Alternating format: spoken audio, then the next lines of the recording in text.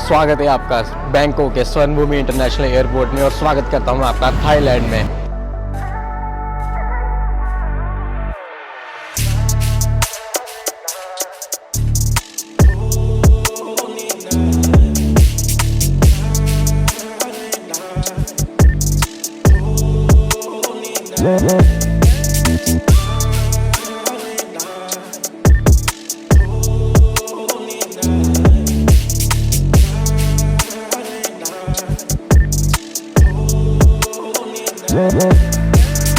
स्वागत है आपका बैंकॉक के स्वर्णभूमि इंटरनेशनल एयरपोर्ट में और स्वागत करता हूं आपका थाईलैंड में। तो थाईलैंड लेकिन मैं अचानक कहां से पहुंचा और कहां यहां पे मैं आपको स्वर्णभूमि इंटरनेशनल एयरपोर्ट के ऊपर दिखाई दे रहा हूं। तो इसके लिए चलते हैं हल्का सा रिवाइंड कि मैं यहां तक का सफ़र कैसे तय किया और क्यों मेरा यहां पे आना हुआ। तो इसके लिए आपको लेके चलता हूँ पीछे और फिर यहीं से दोबारा से स्टार्ट करते हैं।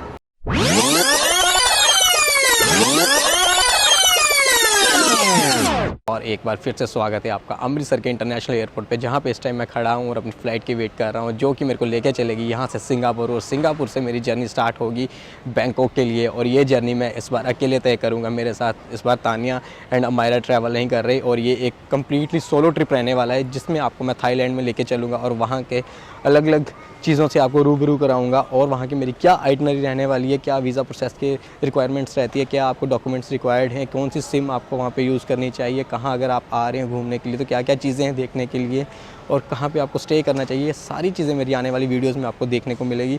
तो आप ज़रूर इस थाईलैंड सीरीज़ को देखिए और जल्दी से मेरे इस चैनल को सब्सक्राइब कर दीजिए और वीडियो को लाइक भी कीजिए और दोस्तों के साथ शेयर कीजिए। आप सभी का बहुत बहुत शुक्रिया, क्योंकि आपने मेरी पहली जो इससे पहले थाईलैंड सीरीज़ थी उसको बहुत सारा प्यार दिया है और बहुत आपने उसको अप्रिशिएट किया। अगर आपने अभी तक मेरी वो सीरीज़ नहीं देखी तो उसका लिंक ऊपर आ रहा है, जो वो आप क्लिक करके देख सकते हैं। और इस वीडियो में भी आपको बहुत सारी चीज़ें देखने को मिलेगी। एंड अभी के लिए मैं वेट करता हूँ अपनी फ़्लाइट की, जो कि है स्कूट की TR509। इंडिया में आपको इमिग्रेशन के लिए क्या क्या क्वेश्चंस पूछते हैं, क्योंकि मेरा जो इमिग्रेशन है वो यहीं अमृतसर में अपनी मैं डन कर चुका हूँ। इमिग्रेशन पे मेरे से कुछ ज़्यादा खास पूछा नहीं गया। मेरा बोर्डिंग पास और पासपोर्ट मांगा एंड उन्होंने जस्ट मेरे से पूछा कि आप किस पर्पज़ से जा रहे हो, तो खुद ही उन्होंने आंसर दे दिया साथ में कि आप घूमने के लिए जा रहे हो। तो मैंने बोला जी हाँ, घूमने के लिए। बस उसी के साथ ही उन्होंने मेरी स्टैंप डन की।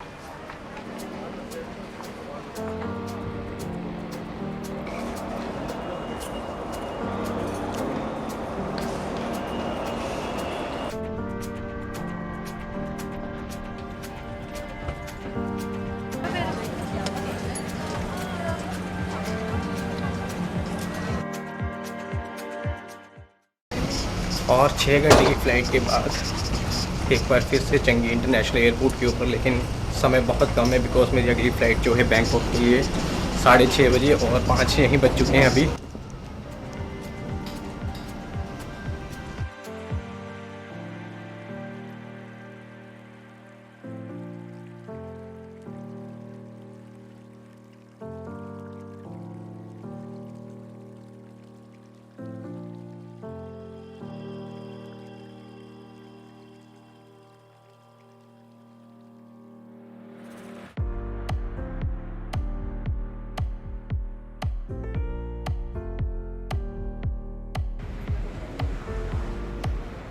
और यहाँ से मेरी जो फ़्लाइट है वो मेरे को लेके चलेगी बैंकॉक और यहाँ से फिर हमारा एक सफ़र नया स्टार्ट होने वाला है। तो अभी के लिए मैं बैठा हूँ चंगी इंटरनेशनल एयरपोर्ट टर्मिनल 1 के ऊपर। एकदम मेरे पीछे TR स्कूट का लॉन्च, यहाँ से मेरे को अपनी नेक्स्ट फ़्लाइट जो है वो पकड़नी है। और ये गेट T40 जहाँ पे मैं बैठा हूँ और फ़्लाइट 6 घंटे का सफ़र करने के बाद अब 2.5 घंटे का सफ़र और करना है और उसके बाद बैंकॉक सीरीज़ का एक नया स्टार्टअप। तो सिक्योरिटी चेक हो चुका है और अभी बैठा हूँ बस फ़्लाइट के इंतज़ार में।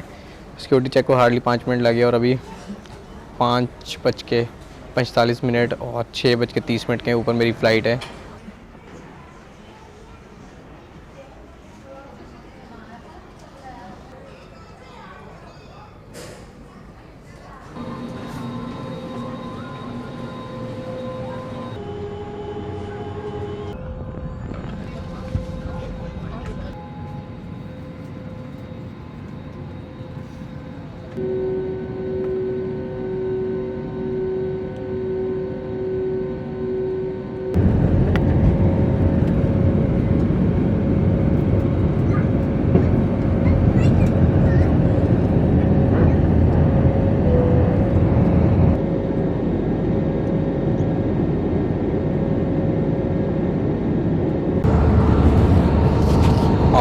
अभी हम कुछ ही समय में जो है वो लैंड करने वाले हैं बैंकॉक में अभी सुबह के बज रहे हैं 8 और 2 घंटे का जो ये सफ़र था वो तय करने के बाद बैंकॉक के स्वर्णभूमि इंटरनेशनल एयरपोर्ट पे ये फ्लाइट लैंड करेगी। It is important that you do not stand up until advice is given by the crew. Please be careful when opening your compartment.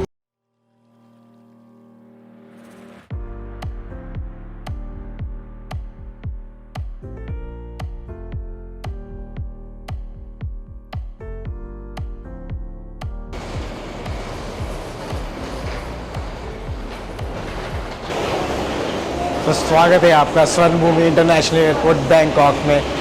और अभी सुबह के हो रहे हैं 8:30 और अभी यहाँ से आगे वीज़ा प्रोसेस है जो सबसे पहले वो क्लियर करेंगे।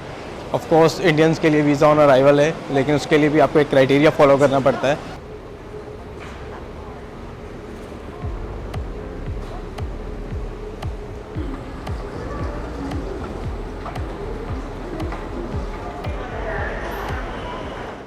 आने वाली मेरी सीरीज़ में इसी तरह के आपको 10 से 15 मिनट के ब्लॉग्स देखने को मिलेंगे, जिसमें आपको थाईलैंड की बहुत सारी नॉलेज, बहुत सारी यहाँ का लाइफस्टाइल, आप फैमिली ट्रिप कर रहे हो, सोलो ट्रिप कर रहे हो, यहाँ पे कौन से पार्टी एरियाज़ हैं, कहाँ पे आपको स्टे करना चाहिए, खाने पीने का क्या रहता है यहाँ पे वेजिटेरियंस के लिए, नॉन वेजिटेरियंस के लिए, सारी चीज़ें आपको इस ब्लॉग्स में जो आने वाली सीरीज़ है मेरी देखने को मिलेगी थाईलैंड की।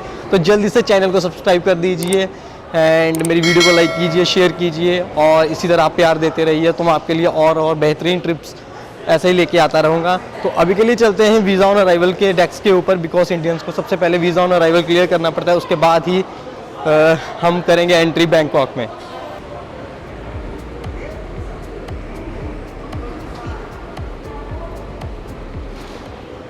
ई वीज़ा ऑन अराइवल, तो ये इंडियंस के लिए ऐसे यहाँ पे आपको डेस्क मिलेगा जहाँ पे आप अपना वीज़ा ऑन अराइवल का फॉर्म फिल करके उसको आगे के लिए सबमिट कर सकते हैं। तो अभी जल्दी से हम चलेंगे ई वीज़ा ऑन अराइवल के डेस्क के ऊपर।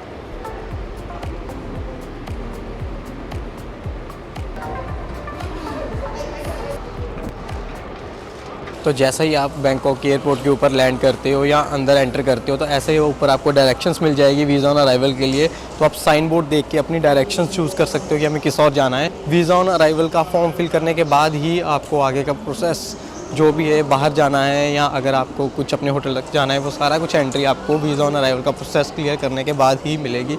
तो सबसे पहले आपको वीज़ा ऑन अराइवल का काउंटर ढूंढना है, तो आपको वहाँ पे जाके वीज़ा ऑन अराइवल का प्रोसेस को कंप्लीट करना है। इसके लिए आपको क्या क्या डॉक्यूमेंट्स की नीड है, क्या क्या चीज़ें आपको रिक्वायर्ड रहेगी, वो आपको मैं जब फॉर्म फिल करूँगा उसके साथ साथ सारी चीज़ें आपको बताऊँगा।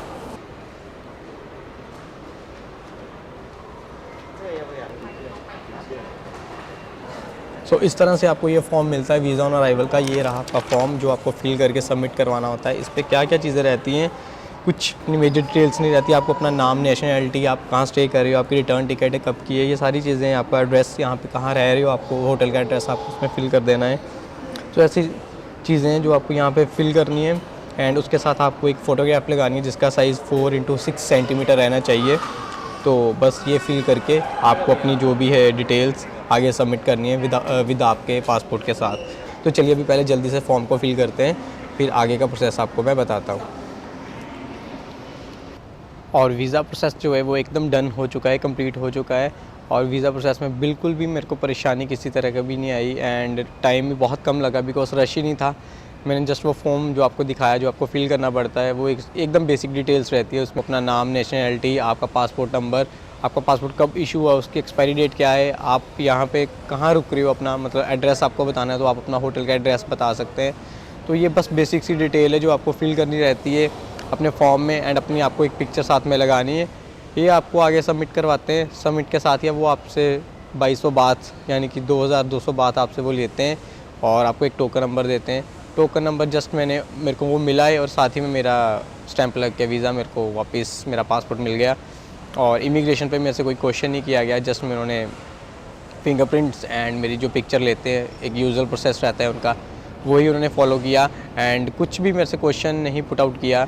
और बस इसी के साथ ही हमारा इमिग्रेशन भी डन। घबराने वाली कोई बात नहीं है। अगर आप आ रहे हो तो तो बस अपने hotel booking and return ticket, बस ये वो देखते हैं, इसके अलावा कुछ नहीं वो आपसे पूछते। इवन कि मेरी तो उन्होंने होटल की भी नहीं पूछा, रिटर्न टिकट का पूछा बस कि आपके पास रिटर्न टिकट है, मैंने वो शो किया एंड उसके बाद ऑल सेट।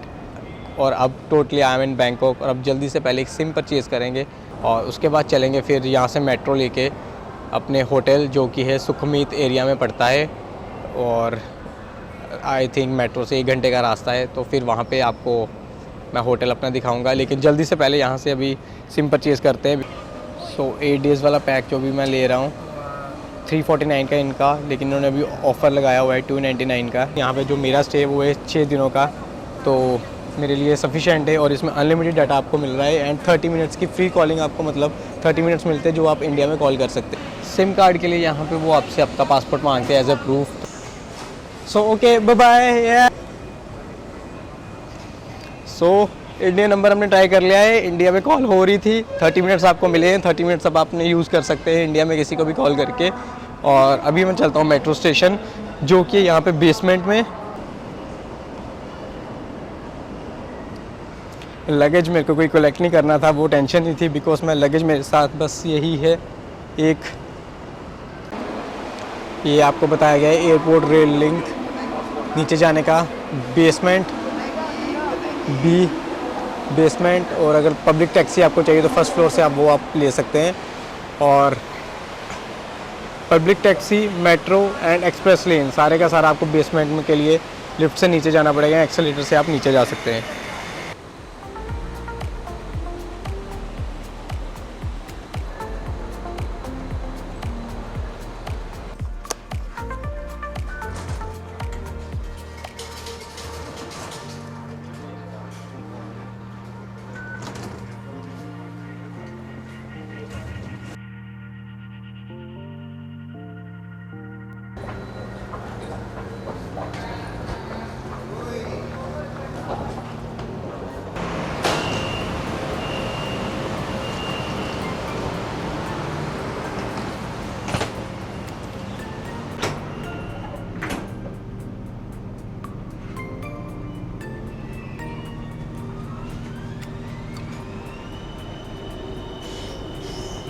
Destination รถไฟฟ้าขบวนนี้ไปพญาไทสถานีต่อไปสถานีลาดกระบัง